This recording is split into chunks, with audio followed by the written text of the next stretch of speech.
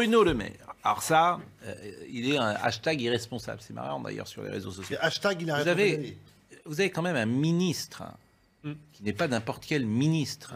Ce qu'il a dit, lorsque je l'ai entendu quasiment en direct, je dis mais comment un ministre de la République de cette importance peut-il dire ce qu'il a dit ? Est-ce que ces gens sont déconnectés à ce point de la réalité? Ils veulent quoi? Ils veulent nous faire peur? Ils veulent... C'est quoi le but? Alors, il a rétropédalé. Il a rétropédalé. C'est l'hystérie belliciste, mais elle foisonne sur les réseaux sociaux. Ouais, je pense qu'il a dû être applaudi. Il a dû être applaudi par tous les battants en guerre qui, sur les réseaux sociaux, sont prêts à aller envoyer les autres se faire battre, mais pas eux. Il a rétropédalé, donc il a été sans doute, on lui a tapé sur les doigts, très certainement, j'imagine. Écoutez ce qu'il a dit, c'est absolument hallucinant. La phraséologie est terrible. Bruno Le Maire. Moi, ça ne m'étonne pas. Oui, les sanctions sont efficaces. Les sanctions économiques et financières sont même d'une efficacité redoutable. Et je veux laisser planer aucune ambiguïté sur la détermination européenne sur ce sujet. Nous allons livrer une guerre économique et financière totale à la Russie.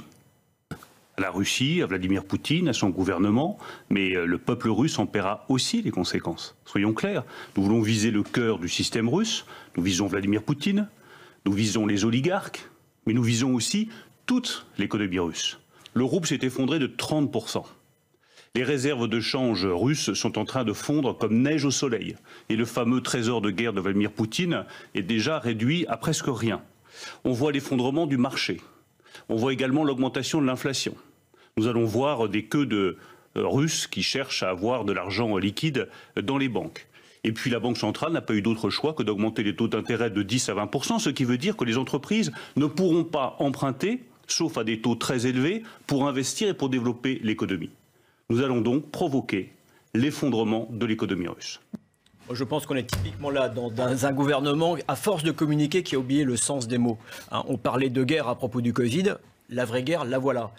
Et ces gens-là ne comprennent pas que leur discours de communicants soit reçu, non pas comme des mots et comme de la communication de l'autre côté, mais pas comme ce que cela veut dire.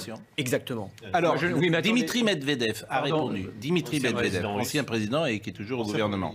Un ministre français a dit aujourd'hui qu'il nous avait déclaré la guerre économique. Faites attention à votre discours, messieurs. Et n'oubliez pas que les guerres économiques dans l'histoire de l'humanité se sont souvent transformées en guerres réelles. Malheureusement, il a raison.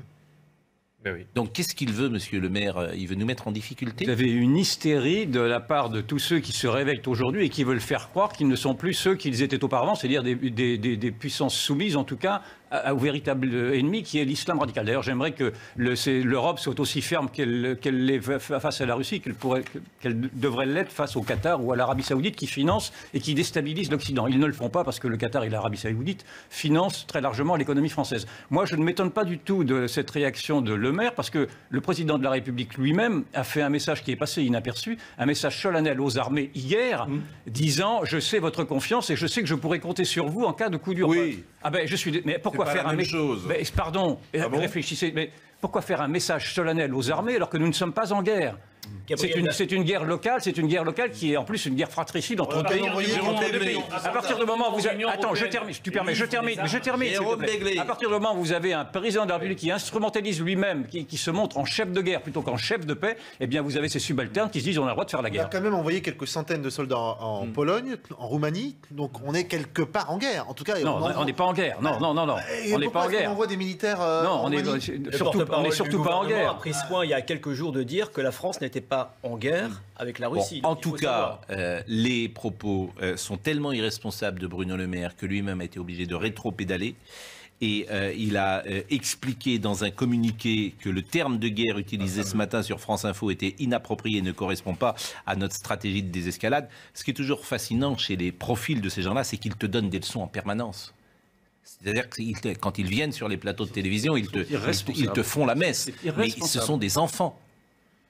Oui, mais encore une fois, ça répond à l'atmosphère. Il y a une atmosphère qui va vers ça. Est-ce que je peux tenter l'explication? On est à 42 jours du premier tour d'élection présidentielle. Oui, mais là, c'est une bévue. Là. Non, c'est une bévue. Mais au sein de la Macronie, il y en a aussi beaucoup qui veulent s'exprimer, prendre date, être là. Oui.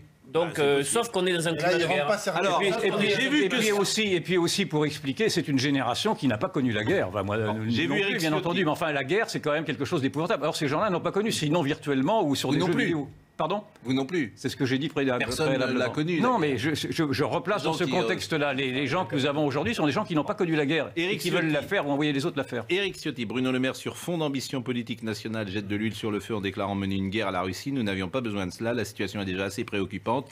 La désescalade se fera par le dialogue et non par la surenchère de menaces. Je trouve que vraiment ces gens m'inquiètent. Ces gens qui gouvernent, s'ils gouvernent comme ça peut m'inquiéter, effectivement. Oui. Et on va terminer cette séquence avec ce que disait Jean-Yves Le Drian.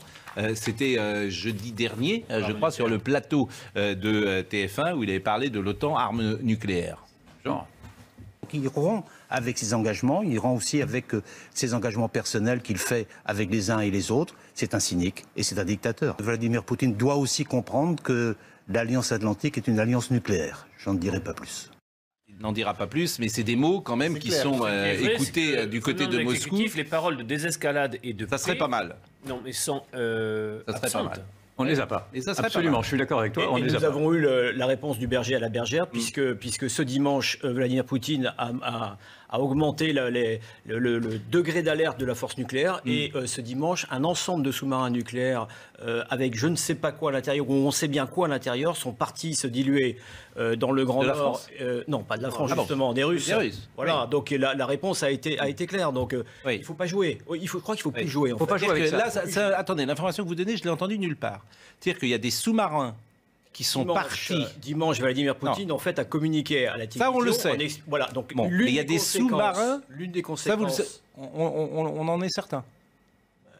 Moi, je vous dis que l'une des conséquences, c'est que l'ensemble, une grande majorité de sous-marins russes qui étaient encore dans les ports de Mourmansk et du Pacifique ont pris la mer. Voilà la conséquence. Donc, il ne faut pas jouer avec. Il ne faut pas jouer avec. Nous sommes en guerre. Vladimir Poutine a montré qu'il savait manier désormais les rapports de force, qu'il préférait prendre les coups et subir les coups en économie, mais pour restaurer ce qu'il appelle son indépendance, il faut au moins regarder ce qui se passe. La pause. À tout de suite.